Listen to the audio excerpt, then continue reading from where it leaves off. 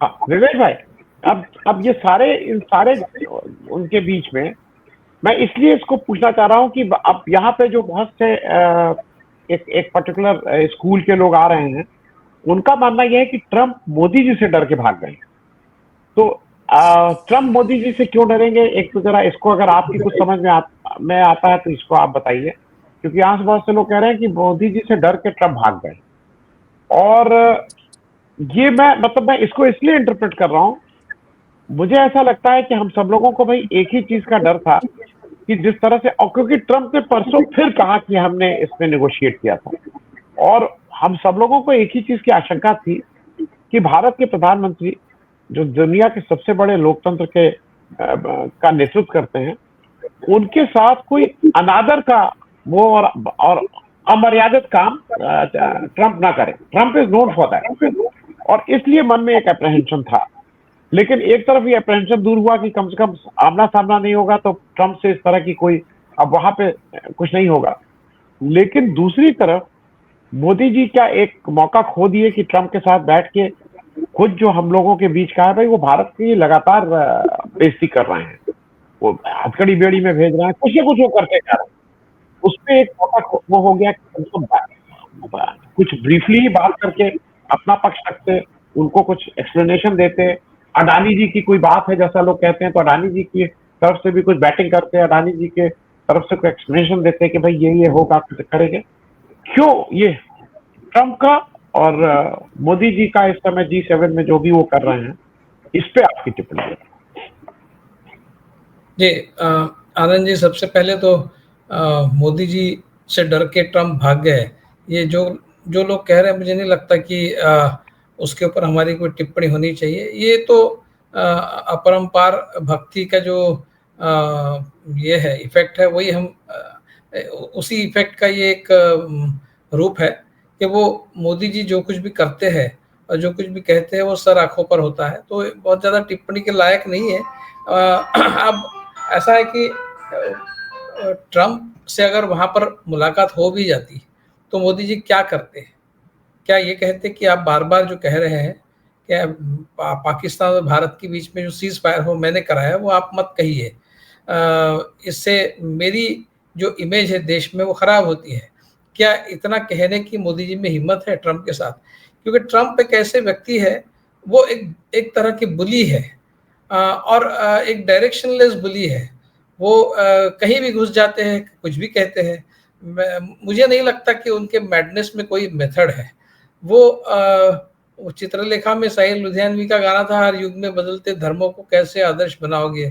तो ट्रम्प के साथ में ऐसा है कि रोज उनके जो नियम बदलते हैं, उसके साथ में आप कैसे डील करेंगे?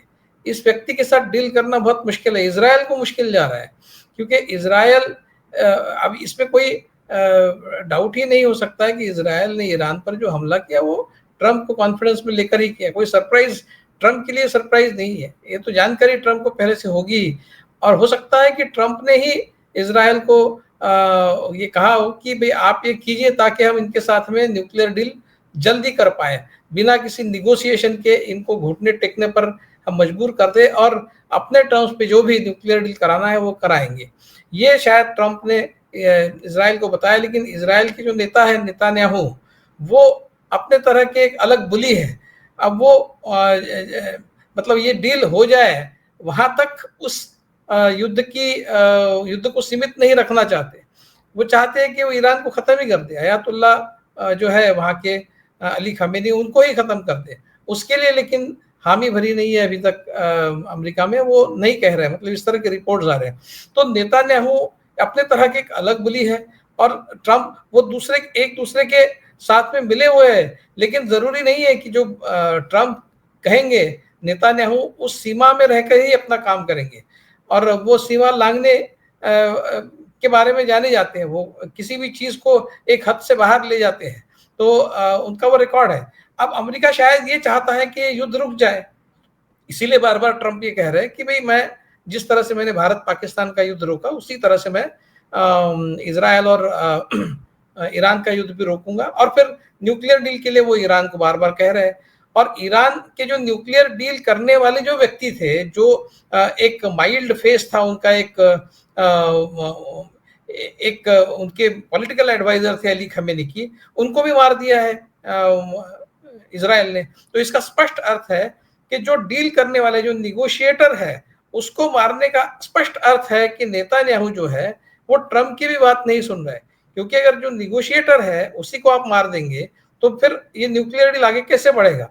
और इसीलिए शायद ये जो बीच में छोड़कर ट्रंप वहां से निकल गए हैं, वो कह तो यही रहे कि मिडिल ईस्ट में जो स्थिति है वो बहुत खराब हो चुकी है, इसलिए मुझे जल्दी जाना है, क्योंकि कुछ वहां पर भी उनको कुछ इमरजेंसी है, ऐसा उनका कहना है। क्या इमरजेंसी है, क्या वो इस युद्ध को रोकने वाले हैं, ये ट्रंप के वहां से जल्दी निकल जाने के बाद एक खड़ा हुआ सवाल है कि क्या अभी वो युद्ध को रोक देंगे। क्योंकि दिख ये रहा है कि ईरान को पूरी तरह से मतलब जो इजराइल को लग रहा था कि 4-5 दिन के अंदर ईरान को वो पूरी तरह से ध्वस्त कर देंगे, वैसा नहीं हो रहा है।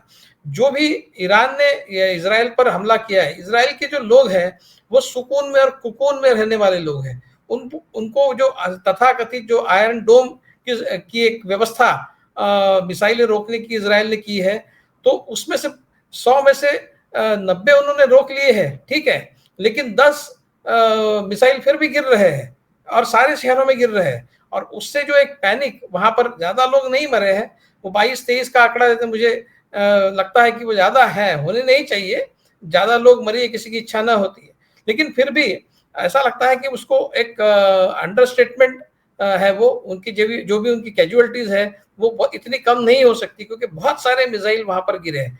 तो ये जो इजराइल और अमेरिका को लग रहा था कि ईरान बिल्कुल घुटने टेक देगा बहुत जल्दी और न्यूक्लियर डील कर लेगा, वैसा होता हुआ दिखाई नहीं दे रहा है। और आप इस युद्ध को एक हद के बाहर नहीं ले जा सकते, ये अमेरिका को भी पता है, क्योंकि वो काउंटर प्रोडक्टिव होगा। यूरोप के देश जो हमेशा इजराइल के साथ खड़े होते थे, वो भी अभी इजराइल के खिलाफ उन्होंने बात करनी शुरू कर दी, पर्टिकुलरली गाजा में जो ह्यूमैनिटेरियन क्राइसिस इजराइल की वजह से खड़ा हुआ है, तो यूरोप के देश भी इजराइल के खिलाफ खड़े हो गए।